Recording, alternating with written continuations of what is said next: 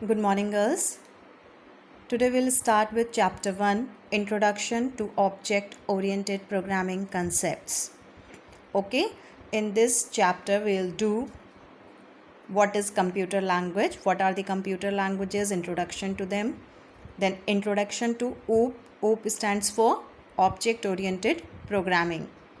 Then introduction to computer languages. There are two types: procedure oriented programming and object oriented programming. Difference between the both. Then concept of object. What is an object? Principle of OOPS. Principle of object oriented programming. Then we will be doing introduction to Java. This topic you have covered in class 8 as a chapter. Introduction to Java, you have done this, but we will do this again. Then Java history. History of Java, who developed, when developed, okay. Types of Java programs. Then what is bytecode? What do you understand by translator? We will be doing Java compilation process, source code, what is object code, and what are the features of Java. Fine. So we will begin with introduction to computer languages. Now, what is a computer language and why we need a computer language? Girls, in general life, to communicate with each other, we need a language. Okay? If I have to communicate with you or with anyone, I need a language to communicate. Okay? To communicate my words, my sentences, I will be needing a language. Similarly, now we are going to learn a computer language. As the name suggests, computer language. The language used to communicate with a computer. Fine. We are going to communicate with a machine. That is computer.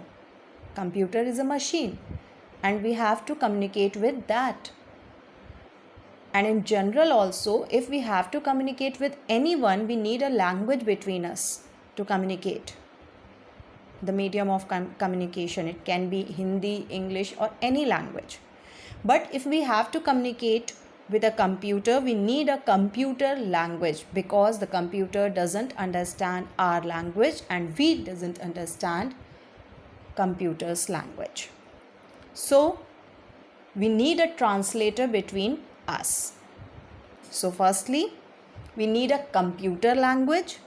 Why? Because we have to communicate with computer. We have to give instructions to computer. Okay? So to give instructions to a computer, we need a computer language. Fine. Now this is another thing. Then if suppose I know Hindi and someone else who is not knowing Hindi, he knows only Tamil or any other language, and if we have to communicate, what we will be doing, we will be needing a translator between us. He or she will convert my language into his language and his language or her language into my language.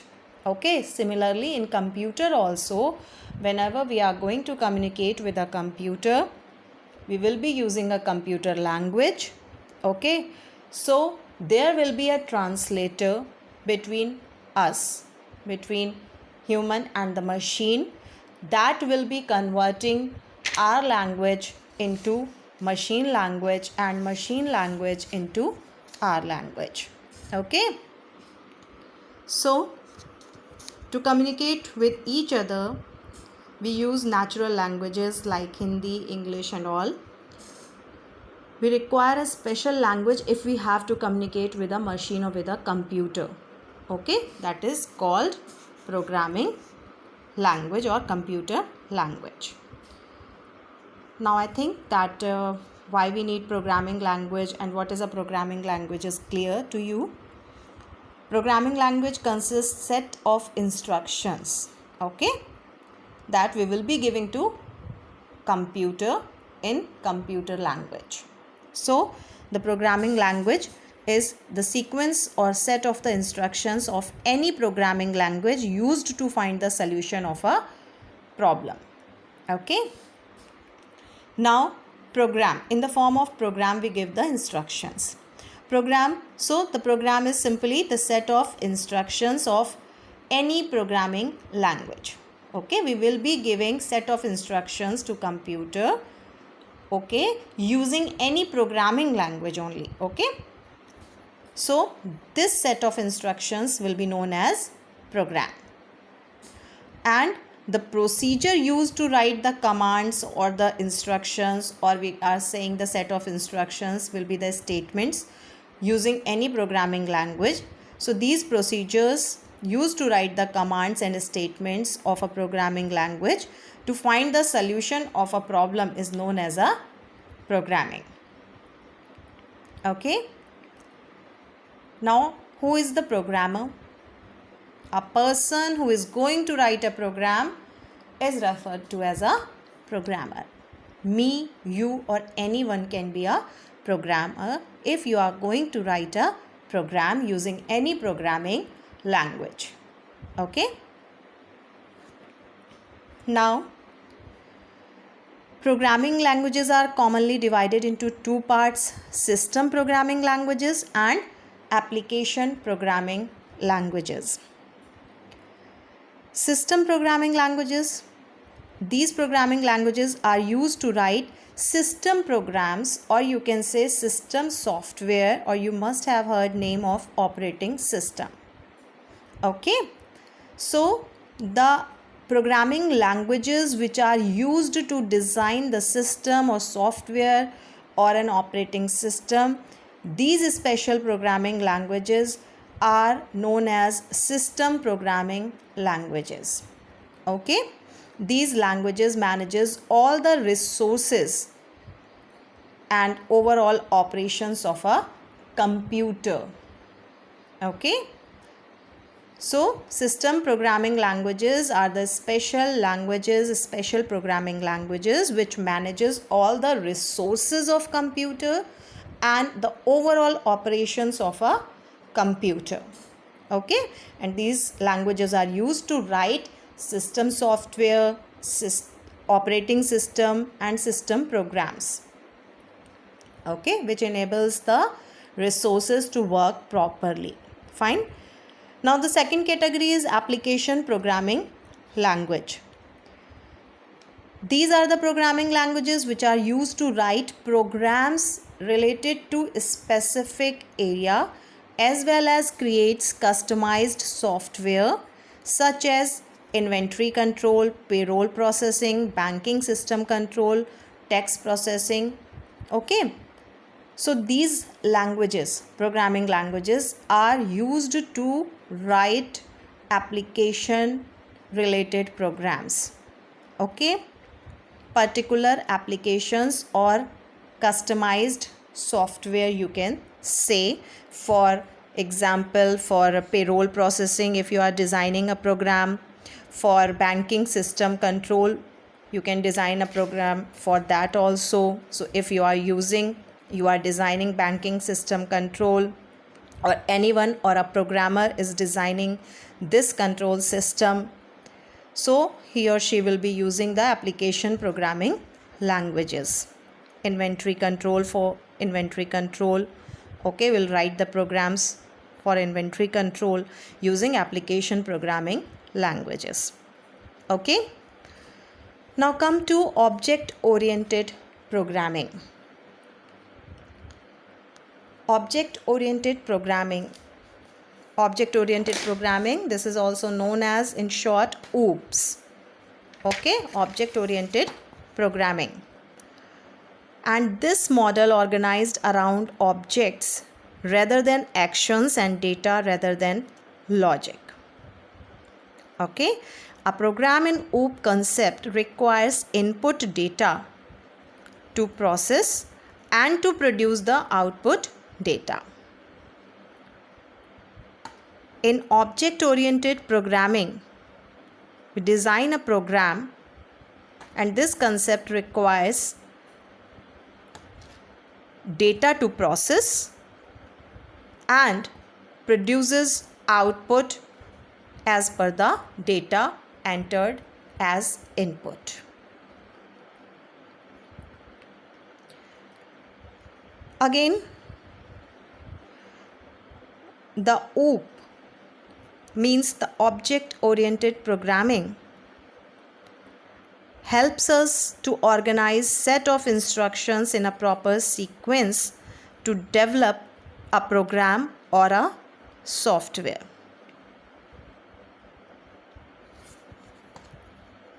And the object oriented programming concepts can be categorized into two: procedure oriented programming and object oriented programming. Okay, procedure oriented and object oriented programming. So procedure oriented programming is a programming model which is derived from structured programming. Okay, that is based upon concept of calling procedures. Now what is procedure? Procedures, also known as routines, subroutines, or you can say functions. You must be familiar with the name functions, which consist of a series of computational steps to be carried out. During a program execution, any given procedure might be called at any point, including by other procedures or itself. Okay? And the languages which are used in procedure oriented programming are Fortran, COBOL, ALGOL, BASIC, Pascal, and C. Okay? Now come to object oriented programming. Object oriented programming is based upon the concept of objects. As the name suggests, this one is based upon the objects. Now what is object? Objects contain data in the form of attributes. In the form of attributes, object contains data. Listen carefully. And code in the form of methods. So object contains, it means object contain two things: data and methods. Data in the form of attributes, or you can say properties, characteristics, and code in the form of methods. And in OOP, computer programs are designed using the concept of objects that interact with real world. And the most popular OOP languages are class based, meaning that objects are instances of classes which also determines their type. And the example of these type of languages, programming, object oriented programming languages are Java, C++, C#, Python, JavaScript, Perl, etc. Okay. Now, what is the difference between, the main difference between POP, that is procedure oriented programming, and object oriented programming is, the difference is the POP is divided into small parts called functions, and object oriented programming programs are divided into small parts called objects. Fine. And POP follows top down approach, and OOP, object oriented programming, follows bottom up approach. POP is less secure and OOP is more secure than POP. Then there is a concept of polymorphism, overloading, that is not possible in POP but possible in object oriented programming. Object oriented programming is based upon real world and POP is based on unreal world. Okay, So the difference between POP and object oriented programming must be clear. The definitions are given in the book.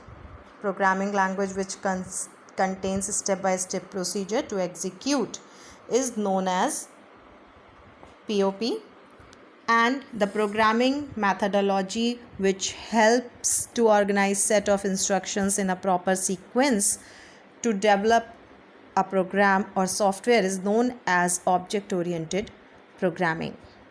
Examples are also given there in the book also. You have to learn the definition. All the definitions in this chapter are important with example and the differences. Now, what is an object? Object is an entity which have some characteristics and behavior. The three things: identity, characteristics, and behavior. Identity, state, and behavior. Identity and characteristics both are similar.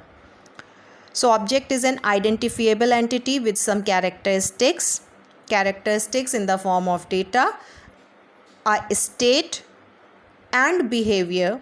Behavior is represented by the function in language. Okay, so characteristics or identity, the name by which an object is recognized, name of the object. Okay, that is known as identity. For example, pen, laptop, computer, CD, box, or anything. Okay, must be having a name. That will be the identity of that particular object. Chair, table, anything. It can be anything. State is the refers to whether an object is in processed or unprocessed state. An object can be in on state, off state, or it can be out of order state also. Okay, suppose on a switchboard there is a switch. If you need to turn the fan on, you will on that switch. You will be changing the state of that switch. The switch is off. You are changing the state from off to on. Switch is also a object. Okay, switch is also a object. It has two states, on or off, or you can say the third can also be there, out of order state. If the switch is not working properly, that will be the out of order state. Fine. So identity is switch, states can be on, off, or out of order, and behavior, this refers to the behavior of the object. Okay, the functionality of the object, what an object is capable of doing. For example, there is an example of bike. Bike is an object. Okay, suppose you have Bajaj Discover 150cc. So this is the identity of that bike. Name of that object will be Bajaj Discover 150. So this will be the identity of that bike, which has some characteristics like that can be of black color, blue color, red color. These will be the characteristics. Okay, engine 150cc or anything else, that will be the characteristics. Name of the company Bajaj. All these are the characteristics of the bike. Color, engine, and company. These are the characteristics. The name is Bajaj Discover 150. Now the behavior. What will be the behavior? What can be the behavior of object like bike? If we are talking about a bike, what can be the behavior? How to start the engine, how to change the gear, how to use the brake. All these will be the behavior of that particular object, bike. At a particular time, bike can be in on state, and at another time it may be in off state, or in out of order state. Okay.